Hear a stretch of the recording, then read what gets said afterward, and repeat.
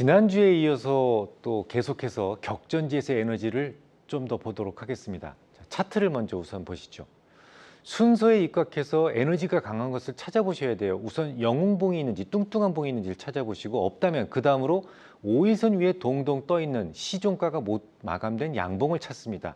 만약에 그것도 없다면 시종가가 겹쳐 있는 구간을 찾으시고, 그것도 찾기 어렵다면 전체 횡보 구간을 아우르는 음봉, 직전일 봉이 기준봉이 됩니다. 이 차트에서는 음봉이죠. 그 봉에서 에너지가 걸려 있다고 봐야 됩니다. 쭉 이어보십시오. 음봉의 시가를. 당연히 저항이 걸리고 있다는 것을 알 수 있는데, 자, 여기서 중요한 것은 저런 태음봉으로서의 저항이 아니라 족보가 있는 원인점 저항이기 때문에 석 달이 지났다고 해서 에너지가 감소하지 않는다는 점이에요. 오른쪽 화살표를 보십시오. 정확하게 저항이 걸리는 것을 보실 수가 있죠. 자, 이번에는 시종가가 겹쳐지는 샘플을 좀 보실 건데요. 이미 거론해 드렸듯이 호가를 건드리지 않기 위해서 우리나라에서는 주로 시종가에 많은 거래가 집중되는 편이에요. 다른 나라하고 좀 달리. 그래서 시종가가 많이 겹쳐 있다는 것은 우리나라의 특성상 큰 돈들의 생각이 가장 많이 집중되어 있는 것으로 우리가 생각할 수 있단 말이죠. 당연히 가장 많은 생각들이 충돌한 지점이 되고 원인점으로서의 가치가 있습니다. 자, 우선 샘플을 보시기 바랍니다. 이 차트에서 격전지는 네모 구간이죠. 일단 월등하게 드러난 영봉이 있습니까? 뚱뚱한 봉이 있어요? 없어요. 또 5일선 위에 들떠 있는 양봉이 보입니까? 그것도 보이지 않죠. 전체를 포괄하는 봉이 보이지만 우선순위에 밀립니다. 자, 그런데 10영업일 이내에 3개 이상의 봉에서 시종가가 일치한다면 우선적으로 채택이 가능합니다. 역시 그 위치에서는 정확하게 저항이 걸리고 있다는 점을 알 수가 있죠. 자, 한 가지 더 공부해 보겠습니다. 지지와 저항에도 우선순위가 있는데, 지지력에는 음봉의 시가에 우선적으로 채택을 하게 되고, 저항일 경우에는 양봉의 시종가에 좀 더 가중치를 두어 찾습니다. 지지력의 우선 모습을 실제로 한번 살펴보도록 하죠. 이 차트에서도 주변의 양봉들이 즐비합니다. 하지만 재밌게도 비슷한 크기의 음봉들이 시가가 일치하고 있는 부분이 보이시죠?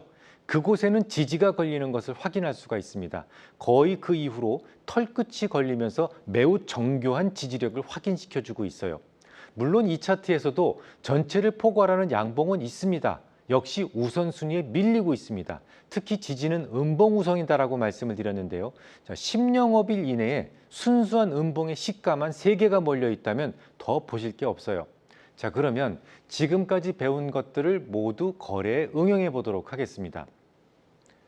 자, 일단 이 차트에서는 생각의 대립이 강했다는 것을 급등락의 흔적을 통해서 알 수 있습니다. 동그라미 구간을 보시면 양봉이 병립으로 서 있고 화살표 구간에서 정확한 저항을 받고 추락하는 모습이 보입니다. 자, 왼쪽에 태양봉이 보이시죠? 그 태양봉에서는 시종가 모두 저항의 에너지가 있다는 것까지 고려해서 에너지가 집중되고 있을 법한 곳에 가상의 선을 긋고 나니까 정래미가 뚝 떨어지죠. 자, 상당한 에너지가 저항력으로 작용할 수 있는 시기에 이 종목을 보았다면 저는 여러분들께 이렇게 말씀을 드렸을 겁니다. 아이고, 저항이 너무 커요. 당분간 매수하지 마세요라고요. 자, 그러면 그 이후의 모습을 보시겠습니다. 예상을 더 뒤엎고 상승해 버렸죠. 제가 다시 한번 강조드립니다. 지지선이라고 하는 게 무조건 그 위치에서 상승한다고 생각하시면 안 돼요. 저항이라고 하는 게 무조건 그 위치에서 하락한다라고 생각하시면 매우 위험해집니다. 그렇게 운명이 결정된 종목은 이 세상에 존재하지 않습니다. 단지의 모습만으로서는 매수가 어렵다라는 말이었고, 상승을 원하는 힘이 그 저항을 능가한다면, 그렇죠? 의지가 있다면 당연히 아무리 강한 저항이라도 뚫고 상승할 수 있는 거예요. 그래서 에너지론에서 중요한 것은 균형입니다. 저항을 알았다면 그 저항에 맞서는 힘을 보라는 거예요. 오히려 강한 저항을 이겨내면 강한 상승이 뒤따를 수 있기 때문에 장차 여러분들이 차트의 고수가 되신다면 이런 모습의 차트를 그냥 놓아서 보내주지는 않을 겁니다. 특히 집중되어 있는 음봉들은 혹시나 지지선을 이탈하더라도 다시 받쳐줄 수 있는 지지의 분위기를 만들게 되죠.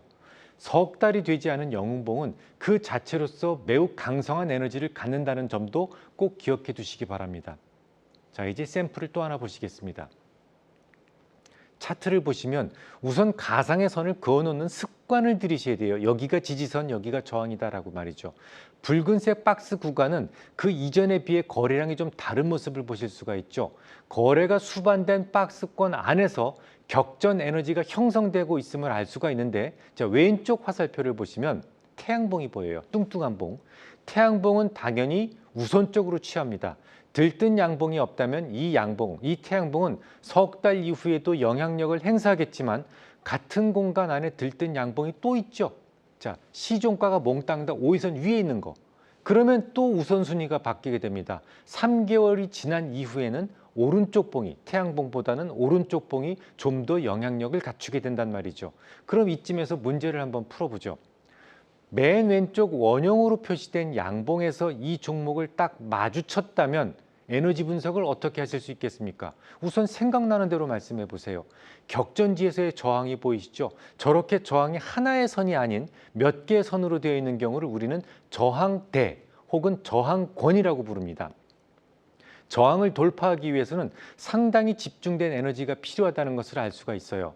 자, 그러면 그 저항에 맞설 수 있는 지지력을 찾아보시죠. 바닥에 태양봉이 있지만 다소 거리가 멀리 떨어져 있습니다. 저항을 돌파하기 위해서는 커다란 에너지가 소모되어야만 하는데 너무도 당차게 올라온 주가는 단 한 번의 휴식도 없었어요. 강성한 저항 앞에서 베이스 캠프를 만들고 충분한 휴식을 취했다면 생각이 좀 달라질 수도 있겠지만 큰 저항은 단지 패기만으로 넘을 수 있는 것은 아닙니다. 그래서 종목을 고를 때는 항상 가상의 선을 그어놓고 그 위치에서의 강약과 득실을 계산해야만 한다라고 말씀드렸던 거예요. 그런 균형을 따져보자는 과목이 바로 예술적 분석의 마지막 단계, 에너지론인 겁니다. 혹시 이 싸움에서 졌을 때 지지가 무력해서 빠른 속도로 하락할 종목인지 혹은 의지가 강해서 돌파해야 하겠지만 그 위에 또 다른 저항대가 연결되어 있어서 넘어선다고 해도 득이 작은 종목인지를 한눈에 보셔야만 합니다.